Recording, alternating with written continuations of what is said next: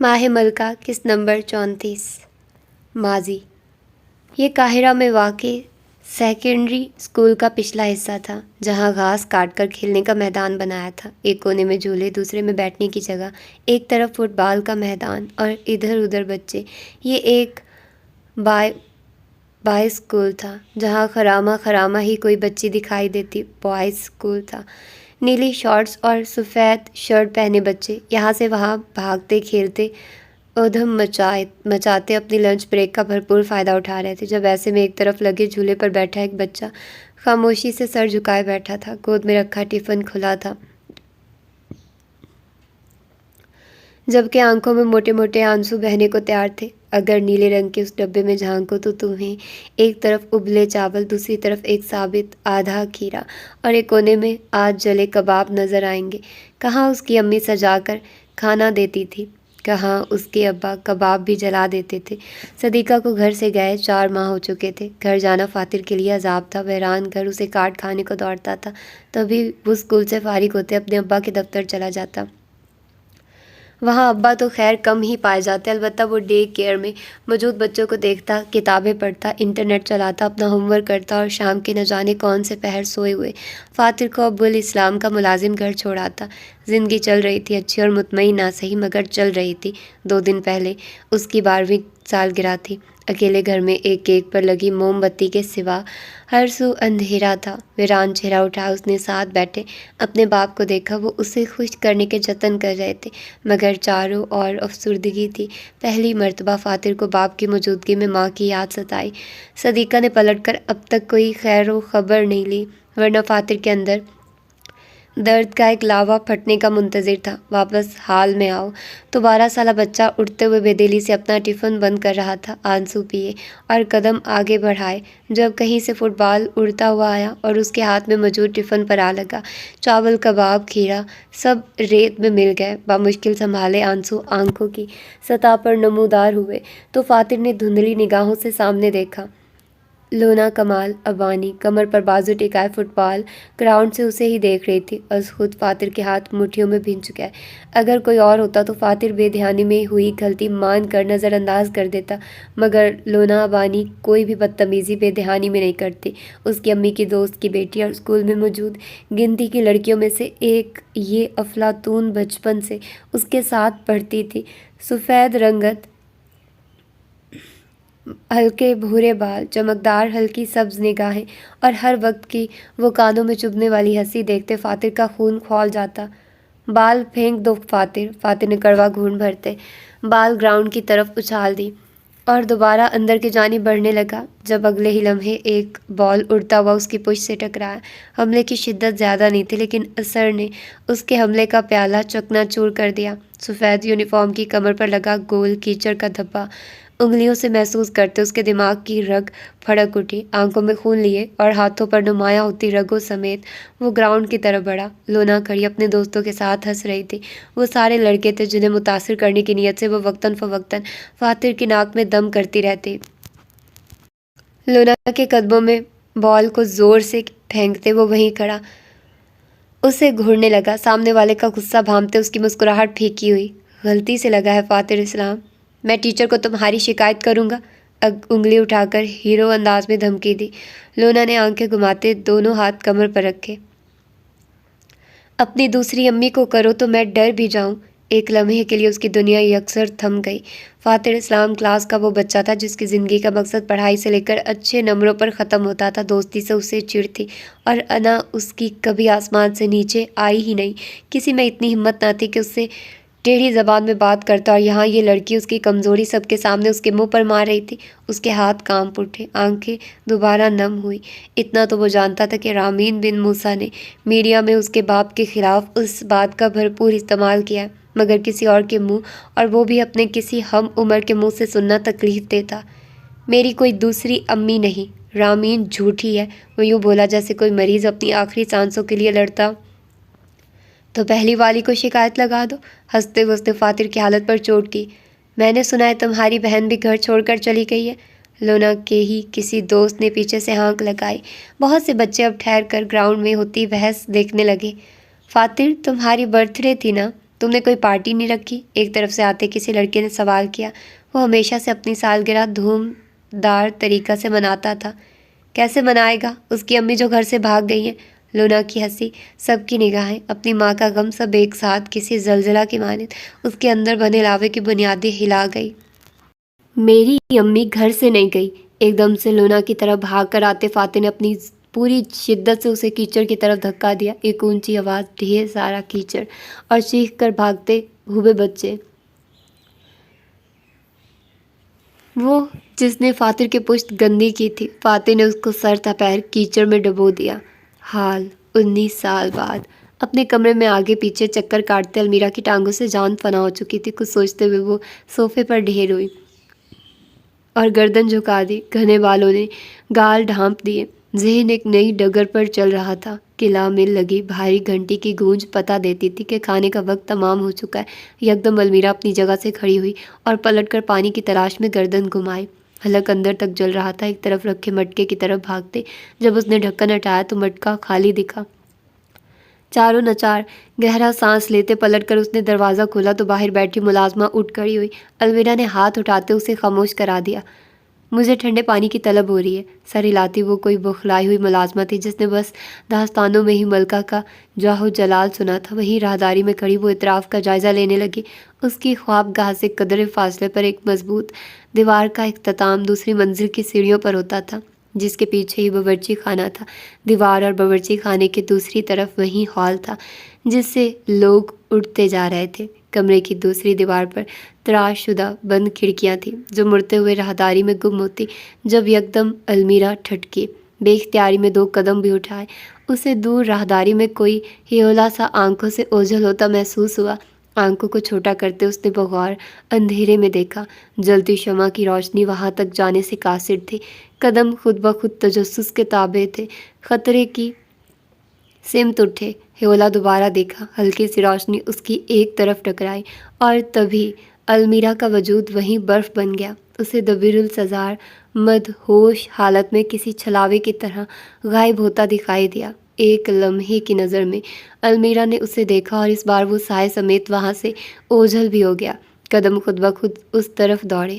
دبیر، پہلی مرتبہ المیرا کے لہجے میں فکر تھی۔ اس کا سانس پھول رہا تھا اور دل بیٹھتا ہوا۔ جب دیوار ختم ہوئی، راہداری سامنے آئی اور حلق سے چیخ برآمد ہوتی رکی۔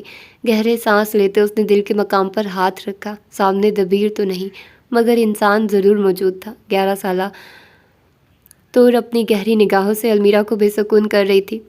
تم یہاں کیا کر رہی ہو؟ پھولتی سانسوں کے درمیان پوچھا۔ گردن پر پسینے کی پتلی لکیر نیچے جا رہی تھی۔ اس کے پٹھے کھچے تھے اور شہرک پر دھڑکن تیز۔ ایک طرف شیشے کے جھلملاتے سائے، دوسری طرف دیوار، سامنے اندھیرا اور پیچھے اسے کسی کے قدم رکتے محسوس ہوئے۔ سانس تو آنے جانے کی چیز تھی۔ اس وقت اسے جان کے لالے پڑے تھے۔ سامنے کھڑی بچی کسی بت کی مانند بس کھڑی تھی، شب خوابی کے ہلکے اور کپڑے دھول سے اٹے ہوئے۔ دبیر غائب ہو چکا تھا۔ ایک اصل سامنے موجود تھا اور دوسری حقیقت پیچھے کھڑی، اس کے مرنے کے منتظر۔ کچھ دیر وہ فربیہ ملکہ یوں ہی کھڑی تور کی آنکھوں میں جھانکتی رہی۔ پھر اسے دھیرے سے کسی کی سانس لینے کی آواز سنائی دی۔ لمحے کے 1000ویں حصہ میں اس نے قدموں کا رخ پھیرا اور جو کوئی بھی سامنے تھا اسے ناک پر ایک زوردار گھونسا مار دیا۔ یا خدا! وہ شخص کرہاتا ہوا جھکا۔ المیرا کی آنکھیں وجود پہچاننے پر مکمل واہ ہوئی اور فاتح کہتا ہے، یہ کوئی 3 گھنٹے کی ایڈونچر فلم نہیں۔ تم؟ فاتح اپنی ناک پر ہاتھ رکھے اسے بامشکل دیکھ رہا تھا۔ آنکھ بھی زخمی، ناک بھی ٹوٹ گئی۔ مبارک ہو۔ تم یہاں کیا کر رہے ہو؟ دبے دبے انداز میں گھرائی۔ فاتح کا بھمن پر آیا غصہ مکمل اترا نہیں تھا۔ اس کا کچھ حصہ المیرا کی وجہ سے بھی تو تھا۔ مفت کی ملازمت۔ ایک ہاتھ ناک پر اور دوسرے میں تھامی سراہی بلند کی۔ اب اتنی بھی زور سے نہیں لگی۔ المیرا نے خفت ہوتے چہرے پر سے آئے بال ہٹائے۔ ذرا سا کرہاتے فاتح نے سراہی وہیں اس کے قدموں میں رکھ دی۔ یہ یہاں کیوں سجا رہے ہو؟ کمرے میں رکھ کر آؤ۔ وہ جو جانے کے لیے پلٹا ہی تھا، موقع ہاتھ میں آتا دیکھتے واپس گھوما اور اپنے غصہ کی آخری چنگاری بھی فضا کی زینت کر دی۔ بھمن سے کہو۔ المیرا ہکا بکا اس کا چہرہ دیکھ کر رہ گئی۔ جب وہ کچھ قدم آگے گیا تو پیچھے سے آتے پوری قوت سے بولی، تم سے بہتر اور عقل مند ہے وہ، اور یہ ہوئی گیند میدان سے باہر۔ فاتح اسلام کی دانش مندی پر کوئی انگلی اٹھائے اور جواباً اس مرد کو خاموش پائے۔ ایسا کبھی ہوا ہے؟ چلتے ہوئے وہ وہی تھم گیا۔ ایک طرف ان بند کھڑکیوں سے آتی چاندنی تھی اور پس منظر میں ہال کا بلند شور۔ المیرا مسکراتے ہوئے سینے پر بازو باندھے اس کے پلٹنے کا انتظار کرنے لگی۔ فاتر نے جب پیچھے دیکھا تو اس کا چہرہ وہ نہیں تھا جس سے ابھی کچھ لمحات پہلے اس نے طعنہ مارا تھا۔ وہ تم سے زیادہ رحم دل، ایک قدم اٹھایا، تم سے زیادہ ہنرمند، کچھ مزید قدم، اور تم سے تو بے انتہا ذہین ہے، کچھ قدم کے فاصلے پر۔ ٹھہرتے آنکھیں پٹ پٹ آئی۔ المیرا کا بھی کل کا غصہ کم نہ ہوا تھا۔ کیسے وہ اسے تنہا چھوڑ کر اپنی انا کو سینے سے لگائے آگے بڑھ گیا تھا؟ کیا المیرا کو چھوڑنا اتنا آسان تھا؟ دونوں دشمنوں پر چاند کے سائے منور تھے۔ ان میں سے مرد نے ایک قدم آگے بڑھایا اور جب وہ بولا تو اس کی آواز میں پہاڑوں جتنی سختی تھی۔ اگر بھمن اتنا ہی عزیز ہے تو جاؤ جا کر اسے اپنے اعمال نامے بانٹو اور سب سے پہلے اسے یہ ضرور بتانا کہ تم اسی کے ہی ملک پر قبضہ کرنے کی نیت رکھتی ہو۔ المیرا کی خوشی میں تبدیلی نہ آئی۔ ہو بھی تو سکتا ہے میں نے اب تک اسے سب بتا کر اپنے ساتھ شامل بھی کر لیا ہو۔ فاتر طنزاً ہنسا۔ ظاہر ہے ان خفیہ ملاقاتوں کا یہی تو مطلب ہوگا۔ 2 قدم چل کر قریب آتے اس نے جیب میں ہاتھ ڈالے۔ قلعے میں لوگوں کی خوش گپیوں کی آواز زندگی کی نشانی تھی۔ سچ سچ بتانا، یہ سب چالیں تم عورتیں کہاں سے سیکھتی ہو؟ وہی جہاں سے تمہاری ماں نے سیکھی تھی، چھوڑ کر چلی گئی تھی نا تمہیں۔ کیا کبھی دنیا کی حرکت کو بیچ راہ میں رکتے دیکھا ہے؟ جب درمیان میں گرجدار چمک کے ساتھ آندھی آئی ہو۔ جو ابھی ہوا وہ بس وہی تھا۔ فاتح نے کبھی المیرا کے سامنے خود کو اتنا کمتر محسوس نہیں کیا اور المیرا کبھی اپنے الفاظ کے بوجھ تلے نہیں آئی۔ وہ دوسروں کے درد سے لا تعلق تھی، لیکن پھر کیوں ایک لمحے کے لیے اسے اپنا آپ کسی مجرم سے کم نہ لگا۔ تم اچھا نہیں کر رہی المیرا، کچھ دیر بعد سرگوشی کی۔ ابھی تو اچھا کرنا شروع ہوئی ہوں۔ فاتر کے قدم پیچھے کی طرف اٹھنا شروع ہوئے۔ المیرا دل کی آواز کو شانت کرتے مسکراتی رہی۔ تمہیں بھمن کے معاملے میں فکر مند ہونے کی ضرورت نہیں، میں نے ٹیم بنانی ہوگی، اس کے ساتھ بنا لوں گی۔ تم جاؤ کوئی کونا ڈھونڈ کر اپنی شعر و شاعری کرو، تب تک میں اپنے قبضے کا منصوبہ۔ کون سا قبضہ؟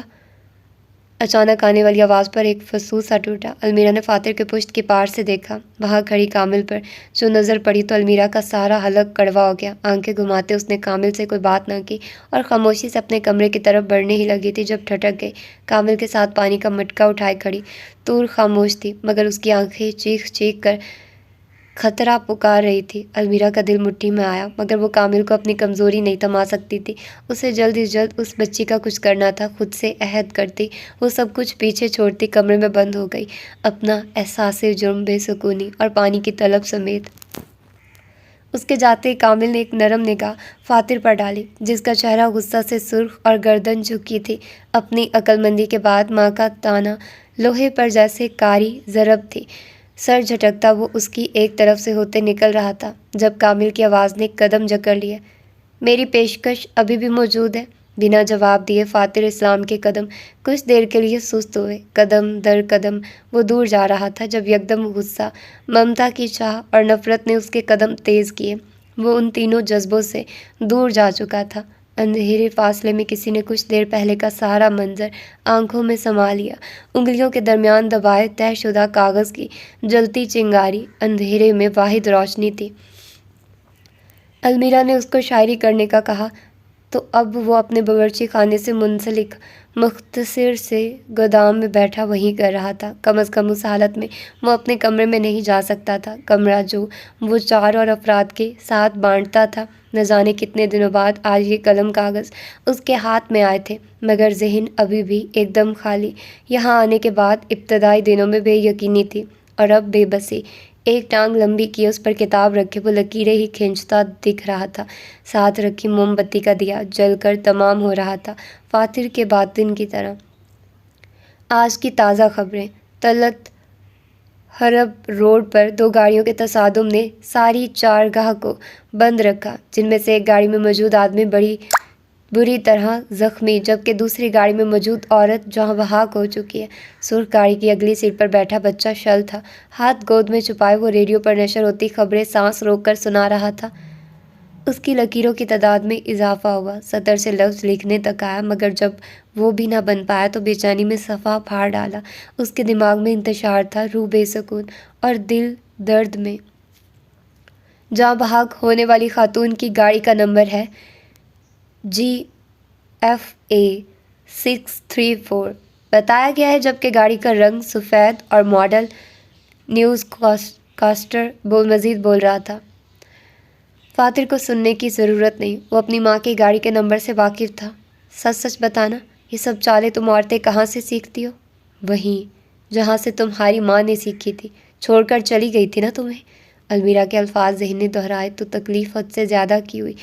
کوئی اتنا ظالم کیسے ہو سکتا ہے؟ لفظ تو مرہم رکھتے ہیں، مگر فاتر کو ہمیشہ نشتر کیوں کر جاتے تھے؟ یہ وہی دن تھا جب اس نے لونا کمال کو کیچڑ میں دھکا دیا، اور اسی دن قدرت نے اسے بھی نا امید کی طرف دھکیل دیا۔ ساتھ بیٹھا ظہور ابو علیہ السلام یوں تھا جیسے پتھر سے بت تراش دیا ہو۔ اس نے بیوی کھوئی تھی، محبوب بیوی۔ اسٹیئرنگ پر ہاتھ رکھ کے وہ بے حس و حرکت تھا۔ لکیروں کی شدت میں تیزی آئی، اوپر نیچے آگے پیچھے، ایک صفحے پر، ایک کونے پر، اگلے 3 پنے چیرتے ہوئے، قلم کی سیاہی پھیلتی ہوئی، اور تم دیکھو گے کیسے پانی کی ایک بوند ان ادھ پھٹے ہوئے کاغذات کے درمیان ٹھہر کر ثبت ہو جاتی ہے۔ صدیقہ کی موت کے اگلے دن ہی فاریہ گھر لوٹ آئی تھی۔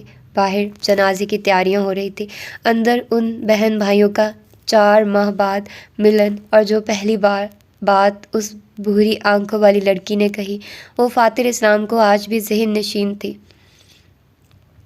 فاتر اسلام کے ہاتھوں کی حرکات سست ہوئی۔ تم نے میری ماں کو مارا ہے؟ 16 سالہ لڑکی نے دھکا دیتے اسے صوفے پر گرایا۔ اگر اس دن تم کمال انکل کی بیٹی کو کیچڑ میں نہ پھینکتے تو اس کی ماں کبھی پولیس کو نہ بلواتی۔ تمہارے غصے کی وجہ سے انہیں اومی کو وہاں بلانا پڑا۔ تمہاری مدد کے لیے وہ دوڑتے ہوئے وہاں گئی تھی۔ تم اصل فساد کی جڑ ہو۔ یہ تمہاری اور تمہارے باپ کی ملی سازش تھی۔ میری ماں کا قتل تم دونوں نے کیا ہے۔ ہمارا خاندان تباہ کر دیا ہے تم نے، ذیانی انداز میں چیختے وہ اس تک پہنچی تھی جب مضبوط ہاتھوں نے اسے پیچھے سے تھامتے فاتر سے دور دھکیلا۔ وہیں جہاں سے تمہاری ماں نے سیکھی تھی، چھوڑ کر چلی گئی تھی نا تمہیں۔ 2-3 قطرے مزید لکیروں پر گرے۔ کیسے منائے گا؟ اس کی امی نے گھر سے بھاگ گئی ہے۔ فاتر کے لبوں پر کچھ نمکین گھلتا ہوا محسوس ہوا، ہاتھ اٹھا کر گال چھوئے، آنکھیں بے یقینی سے پھیل گئی۔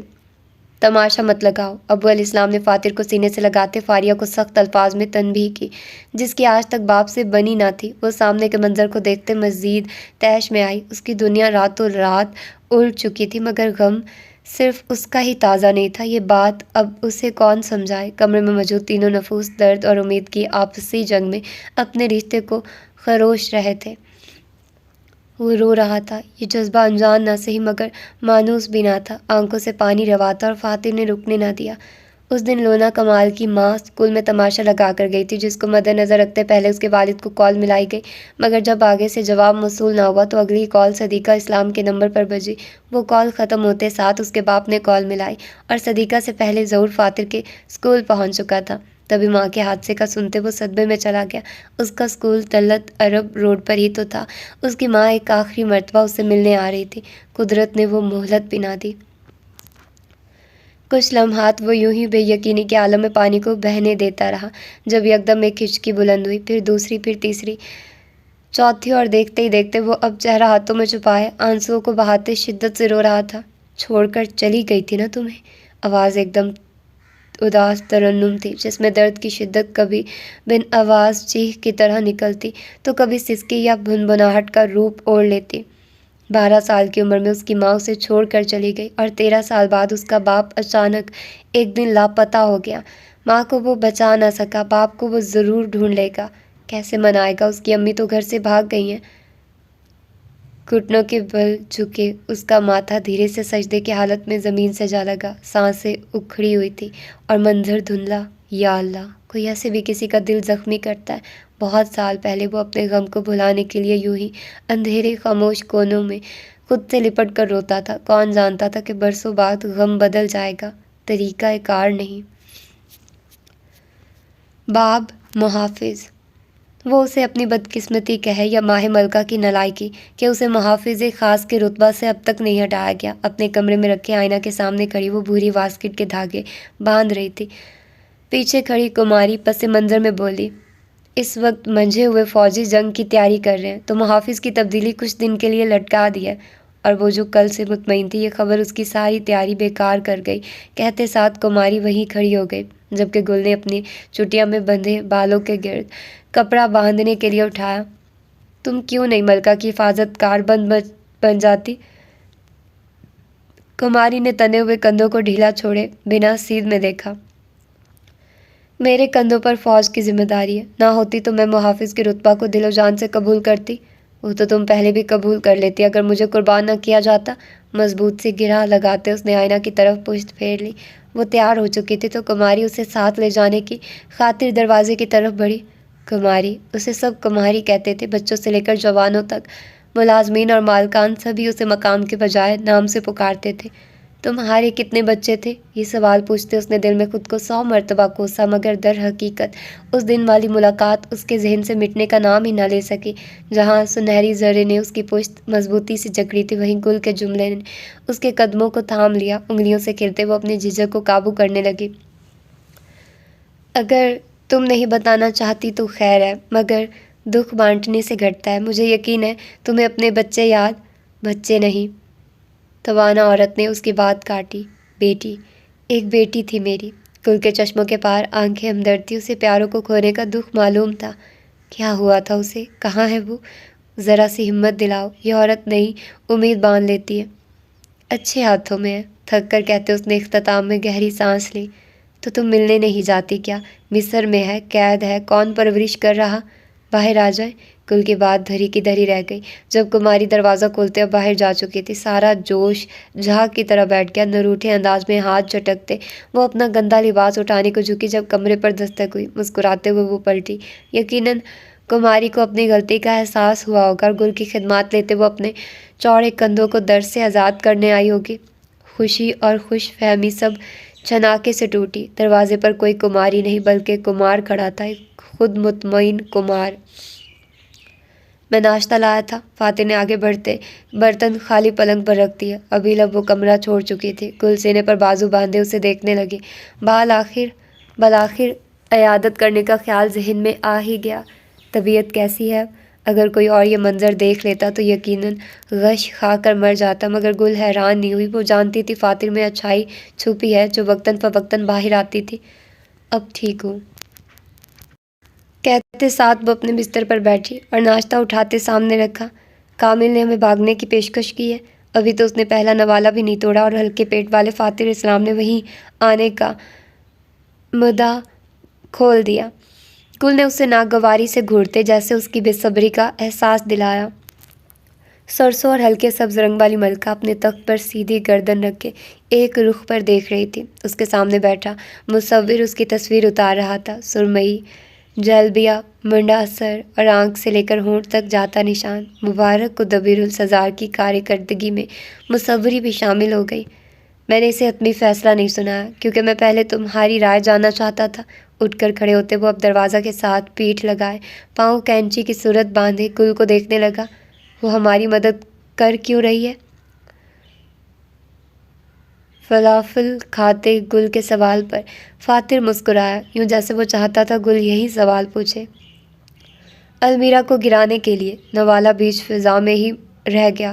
کوئی اس فتنہ کو گرانے کے لیے انسان کا استعمال کیوں کرے گا؟ وہ المیرا کی بیساکھیاں تھوڑی ہیں۔ تو نگار کہاں پہنچی ہے جنگ کی تیاری؟ ذرا سا ہونٹوں کو بہا کرتے ساتھ کھڑی بہن سے پوچھا۔ صبح صبح نہ جانے اس پر اپنی تصویر بنوانے کا کون سا بھوت سوار ہوا تھا۔ ہمیں ہتھیار کی کمی ہے ملکہ۔ ہاں تو جنگ چھوڑ دیتے ہیں، دل جمی سے کہتے وہ ایک پل کو نگار کا دل چیر گئی۔ طاقت کا نشہ کبھی پورا ہوا ہے؟ ہر وقت اس کے جام سے ایک گھونٹ مزید بھرنے کی طلب انسان کی انسانیت مار دیتی ہے۔ آسودگی سے کہتے وہ چہرہ پھیرے روشنی کی سمت دیکھنے لگا۔ گل کی حرکات اس کے لفظوں کی گونج پر سست ہوئی۔ یہ فاتح اداس تھا یا اس کی آنکھیں دھوکہ کھا رہی تھی؟ کامل یقیناً نگار کو ہرانا چاہتی ہے، جس کے لیے واحد مہرہ المیرا ہے، اور المیرا کبھی اپنے مفاد کے سوا کسی کی مدد نہیں کرتی۔ کسی خواب سی کیفیت میں گل نے اس کا جملہ مکمل کیا۔ فاتح کی مسکراہٹ پھیل گئی۔ گل میں 100 برائیاں تھیں مگر عقل پوری تھی۔ مگر جنگ ہمارا مقصد ہے ملکہ۔ مقاصد بدلتے رہتے ہیں بشیر۔ ملکہ کی مصنوعی مسکراہٹ مصور کپڑے پر اتار رہا تھا۔ نگار کا دل لمحہ بلمحہ ڈوبا۔ ویسے بھی یہ ساری پرانی روایات بہت تنگ نظر ہے، تبدیلی اچھی چیز نہیں۔ نگاہ اٹھا کر اپنی پتھر بنی بہن کو دیکھا۔ وہ ظاہر نہیں کرے گی مگر اندر ہی اندر وہ آگ بگولا ہو رہی تھی، اور المیرا صرف تب کامل کا ساتھ دے گی جب اس کے قریب کوئی اور سہارا نہیں بچے گا۔ مرئی نکتہ پر غور کرتے گلجان نے پاؤں بستر سے لٹکائے۔ اس کے سہارے ہم ہیں۔ کامل مہروں کو گرا کر ملکہ کو قابو کرنا چاہتی ہے۔ گل کی آنکھیں پھیلتی گئی۔ فاتر نے آگے آتے اس کے خالی برتن اٹھائے۔ تو کیا آپ اس کی مدد لیں گے؟ آواز میں شک کے ساتھ تجسس تھا۔ سوچا نہیں ابھی۔ گلجان کو دھچکا لگا۔ فاتر اسلام بھی بھلا چیزوں کو لے کر فیصلے ٹالتا تھا۔ ہاتھ بڑھاتے اس نے طباخ کی مدد سے فاتر کو روکا۔ اس نے بے دھیانی میں گل کو دیکھا جو بڑے دھیان سے اسے ہی دیکھ رہی تھی۔ آپ ٹھیک ہے؟ 3 لفظ، اور فاتر اسلام کو ہر شے کا بوجھ خود پر آتا محسوس ہوا۔ وہ ٹھیک نہیں تھا۔ وہ نہ جانے کب سے ٹھیک نہیں تھا۔ اس کی تصویر مکمل کرنے کے بعد دبیر اب اپنا سامان سمیٹنے لگا۔ سرمئی اور سیاہ رنگوں میں بنا وہ مسودہ دبیر کے ہنر کی عکاسی بخوبی کرتا تھا۔ کاش تم یہ نشہ نہ کرتے تو آج پیکاسو کے بعد اگلا بڑا نام تمہارا ہوتا۔ ساتھ کھڑی ملکہ کی تعریف پر بھی اس نے اپنے کام سے نظریں نہیں ہٹائی۔ آپ سے کچھ عورتیں بات کرنا چاہتی ہیں، ابیل نے ہال میں آتے روکھے سے لہجے میں کہا۔ بھیج دو، بنا دیکھے انگلی سے اشارہ کیا۔ اور کچھ مسکرا کر بات کیا کرو، دانت نہیں گر جائیں گے۔ ابیل ضبط کے کڑوے گھونٹ بھر کر رہ گئی۔ مجھے کیا ہونا ہے؟ اپنے ازلی کھڑوس انداز میں کہتے اس نے نگاہیں چرائی اور دروازے کی طرف پلٹا۔ درد بانٹنے سے کم ہوتا ہے فاتر سر، اور جو 20 لوگوں کو علم ہو جاتا ہے اس کا کیا؟ بنا رخ تبدیل کیے جواب دیا۔ گل گہرا سانس خارج کرتی گردن ہلا کر رہ گئی۔ بس مجال ہو جو کوئی اس کی سننے کی خدمات کا فائدہ اٹھا لے۔ میرا خیال ہے کہ آج کی ایپیسوڈ اتنی ہی رکھتے ہیں، اور کیونکہ میں ایک دن میں 2 ایپیسوڈ آپ لوگوں کو دے رہی ہوں تو میرا خیال یہ کافی ہے کہ 30 سے اوپر کی ٹائمنگ ٹھیک ہے، کیونکہ ابھی میری طبیعت بھی ٹھیک نہیں ہے اور مجھے کچھ ساتھ میں چینل کے لیے شارٹ ناولز بھی ریکارڈ کرنے ہیں، تو اس کے لیے ضروری ہے کہ میں کچھ ٹائم دوں ان چیزوں کو بھی۔ باقی میں نے آپ لوگوں کو کافی ٹائم سے مطلب لانگ ناول دے دیے ہیں، اتنے زیادہ ناولز آپ لوگوں کو دیے ہیں واللہ۔ شارٹ ناولز ویسے میں کرنا تو نہیں چاہ رہی تھی، میرا ارادہ تھا کہ اس کو دوسرے چینل پر شفٹ کر کے پھر میں کچھ ادھر کوئی اور ناول سٹارٹ کروں، لیکن یہ بھی آئیڈیا برا نہیں ہے کہ میں ادھر کچھ دن شارٹ ناولز پڑھ لوں، پھر اس کے بعد لانگ ناول سٹارٹ کرتے ہیں کوئی اچھا سا۔ اور باقی عنکبوت بھی کمپلیٹ ہونے والا ہے آلموسٹ، مطلب ابھی سارا تو نہیں ہوا، ابھی اس کی لاسٹ ایپیسوڈ میرا خیال ہے رائٹر نے ہی نہیں دی ہے، تو جتنی مجھے مطلب سیکنڈ لاسٹ ایپیسوڈ تک ملی ہے نا، تو اس کو میں ایپیسوڈز بنا کر پیش کر رہی ہوں آپ لوگوں کو۔ سرخ آنچل کا سیزن 3 وہ جلد ہی میں سٹارٹ کروں گی بکس فار ایور پر۔ مسٹر اینڈ مسز بیسٹ یہ بھی سٹارٹ کروں گی، اس کی رائٹر نے بھی مجھے پرمیشن دی ہوئی ہے۔ اور ابھی میرا ایک اور ناول سٹارٹ کرنے کا ارادہ ہے، عشق آتش۔ بہت سنا ہے یار بھائی، اس کی بہت زیادہ وہ ریلز وغیرہ وائرل ہیں اور بہت نام ہے اس ناول کا۔ میں بھی تھوڑا سننا چاہ رہی ہوں کہ کیا ہے اس ناول میں جو اس کی اتنی زیادہ ہائپ بنی ہوئی ہے، اور پھر ظاہر سی بات ہے جو اچھا ناول ہے وہ آپ لوگوں کے ساتھ تو پڑھنا ہی چاہیے نا یار۔ ماہ ملکہ اتنا لمبا کیوں ہے ناول؟ مطلب ناول اتنے لمبے نہیں ہونے چاہیے کہ آپ پڑھتے پڑھتے ہی تھک جاؤ، لیکن خیر کوئی بات نہیں، ایسا بھی ہو جاتا ہے۔ اب بات کر لیتے ہیں ناول کی۔ تو ناول ایکچولی مجھے سمجھ نہیں آ رہی، مجھے تو روز ہی سمجھ نہیں آتی۔ کتنی فنی بات ہے ویسے کہ میں ناول پڑھ رہی ہوں پر مجھے سمجھ نہیں آ رہی کہ ہو کیا رہا ہے۔ ایکچولی اسٹوری نا میرا خیال بہت پیچیدہ ہے، ابھی کچھ پتہ نہیں چلے گا۔ میں تو اگر دیکھوں نا، میں تو اسی بات پر ہی سٹک ہوں ابھی تک کہ وہ یہاں کیسے آئے، وہ یہاں کیوں آئے، ان کے آنے کا مقصد کیا ہے۔ میں ابھی اس چیز سے نکل ہی نہیں رہی، اسی لیے پھر مجھے ساری چیزوں کی نا وہ بن ہی نہیں رہی۔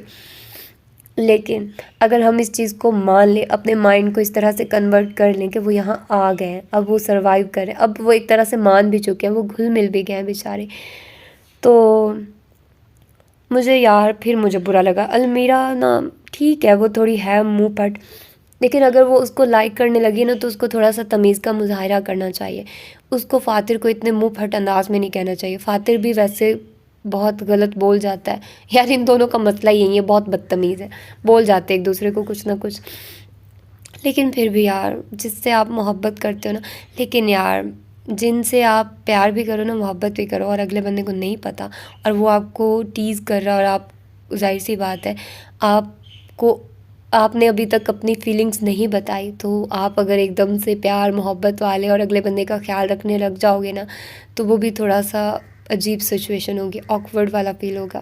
جیسے کہ فاتر اپنی وہ فیلنگز کو ایکسیپٹ ہی نہیں کر پا رہا کہ وہ یہ سب ہو رہا ہے اس کے ساتھ, اس کو برا لگ رہا ہے, وہ بہمن سے جل رہا ہے.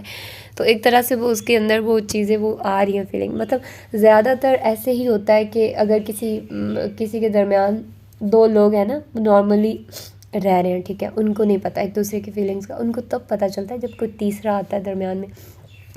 اور ان کے کیس میں تیسرا ہے بہمن بادشاہ, ٹھیک ہے.